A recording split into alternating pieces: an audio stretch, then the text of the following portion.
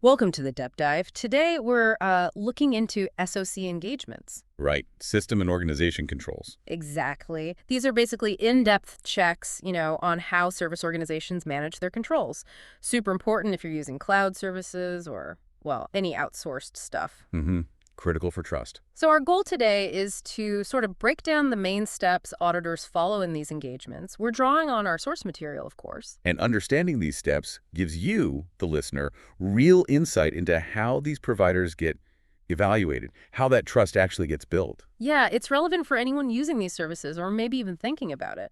We'll cover how auditors respond to risks, evaluate what the company says it's doing, How they actually get proof, the evidence gathering. and then how they size it all up and form that final opinion. Okay, so after that initial planning phase we talked about before, auditors really dig into responding to assessed risks. Risks of material misstatement, right? Meaning like significant errors. Precisely. Errors big enough that they could potentially mislead someone relying on that service. And this whole risk assessment, it's shaped by a couple of key things. Yeah. Well, materiality, how big an error needs to be before it actually matters. And also how strong the company's overall control environment seems. Okay, so let's take an example. Maybe a company has, I don't know, a bonus system that really pushes aggressive targets.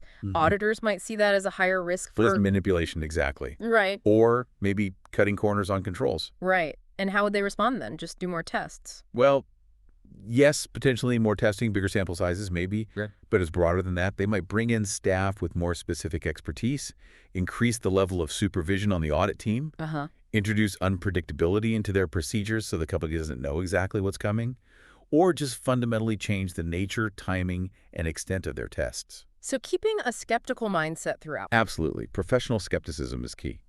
Now, a huge piece of this puzzle is evaluating what the service organization itself claims about its systems and controls. That's management's description. And our sources mentioned two main flavors here, SOC1 and SOC2. Correct. SOC1 is generally focused on controls relevant to a user entity's financial reporting. The description needs to be fairly presented based on certain criteria. And SOC2? SOC2 is broader, often focused on controls related to security, availability, processing integrity, confidentiality, or privacy, the trust services criteria. Here, the description needs to show the system was designed and implemented according to those criteria. Gotcha. So for SOC1, what specifically are auditors looking at in that description? They're checking quite a few things. Are the control objectives management set out actually reasonable? Are the controls they describe actually implemented? Okay. They also look at whether the description adequately covers any controls your organization needs to perform as a user, or controls that any subcontractors, subservice organizations they might use. And how those subcontractors are presented, like whether their controls are carved out or included. Exactly. And the criteria for a good description in SOC1 are pretty detailed. It needs to cover the services, the procedures, information flows, how significant events are handled, reporting, those subservice orgs, the control objectives, really the whole picture. Plus any changes during the period if it's a Type 2 report. Right. The core idea is the description can't omit anything crucial or, paint a misleading picture for the user. And for SOC2, it's a similar idea but tied to those trust services criteria. Precisely. Does the description align with, say, the security criteria? Does it accurately lay out the system they've actually put in place? Does it have the necessary details for users to understand how they meet each relevant criterion? Again, no omissions or distortions allowed. So auditors don't just take management's word for it, they actively test this description. Oh, absolutely. They perform procedures to gather evidence. That could mean reading contracts, observing personnel doing their jobs, inspecting system documentation, reviewing policies. Walkthroughs, too, like following a transaction. Yep, performing walkthroughs is common. It helps confirm their understanding of how things are supposed to work and if the description matches reality. And the source material stresses if management says a control exists, but it's not actually being performed, or if they leave out controls known to be ineffective. That's a problem. That's a major flaw in the description, yes. A big red flag. Okay, now for SOC2 Type 2 reports, they go a step further, right? Beyond just the description. They do. Type 2 reports cover a period of time. So auditors don't just look at whether the controls described are suitably designed. Which they test through things like inquiry, inspection, walkthroughs again. Right, reviewing documentation, seeing how risks are handled. But they also test the operating effectiveness of those controls over that period. Design suitability versus operating effectiveness. Like, is the lock designed well, and is it actually being locked consistently? That's a great analogy. For design suitability, they're looking at things like, is the control performed often enough by someone competent?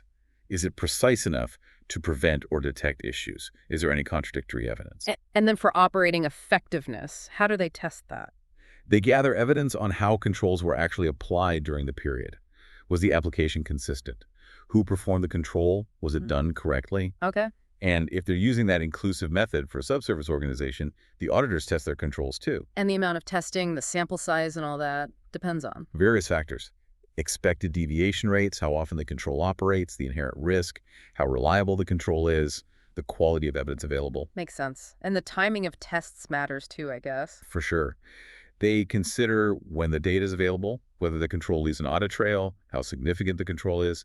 They might test throughout the period or closer to the end. So after all this testing, description, design, operating effectiveness, they have a pile of evidence. What next? They evaluate all of it. That includes looking for gaps, like missing information. They perform both quantitative and qualitative analyses of any misstatements found in the description or deviations found in control testing. Looking beyond just the numbers. Exactly. Could these issues mislead a user? Do the deficiencies, even if small individually, indicate a more pervasive problem across the system? Our source also brought up subsequent events. Yes.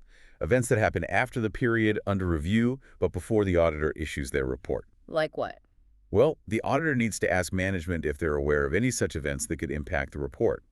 Think a major data breach discovered after the period end, or significant fraud coming to light. But maybe not something like the company being acquired or a natural disaster hitting a different facility, unless it directly impacts the controls relevant to the service. Generally, yes. The focus is on events impacting the description, the controls, or the auditor's opinion. And one final, crucial step. Let me guess, written representations. You got it.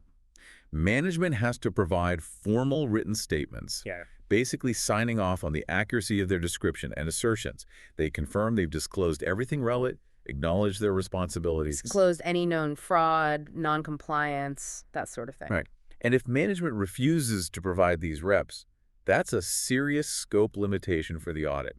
The auditor might not be able to issue an opinion. Wow. So putting it all together, this deep dive really shows that SOC engagement isn't just a quick check. It's quite a rigorous, iterative process. It absolutely is. Risk assessment drives the testing, evidence is gathered on the description and controls, results are evaluated, and it all feeds into that final report and opinion. It highlights the level of scrutiny involved, giving you, the user, a basis for trusting these service providers. Which is increasingly important as we rely more and more on outsourced services. Definitely. And that leads us nicely into our final thought for you today.